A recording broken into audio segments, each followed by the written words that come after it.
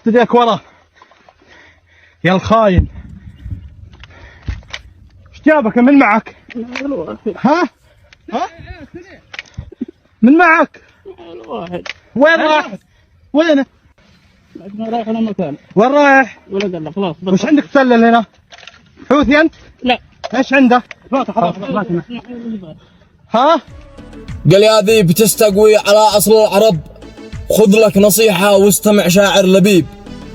يكفي حقاره بطل وقلة أدب، لابد مع سيادك تكون إنسان أديب. ابن اليمن ذي في بلادك اغترب، مفروض يتعامل بحنية وطيب. لولا بأن الوضع في أرض انقلب، ما كان عزيز النفس في العيش التعيب. وابن اليمن يسعى لرزقه بالسبب، والأرض أرض الخالق الحي المجيب. ورغم ضيقه والمشقة والتعب، لا زال بيكافح وهو شامخ مهيب. تتعصبوا على اليماني بالشغب، لأنه في أرضكم وحده غريب.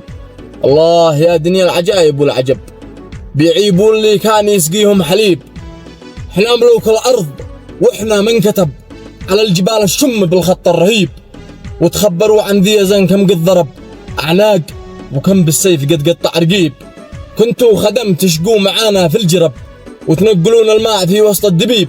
واليوم يا أحفاد جهل أبو لهب، لا قد نسيتوا شاهدوا قمة شعيب. وابن اليمن ابن الحسب وابن النسب، رجال يفزع للقريب مع البعيد. لا دارت الأيام والوضع اكتلب، وكل دولة وضعها أصبح صعيب.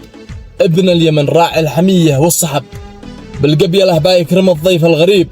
والمرجلة مش بالمصاري والذهب، المرجلة هي بالجنابي والعسيب. الأيام دواره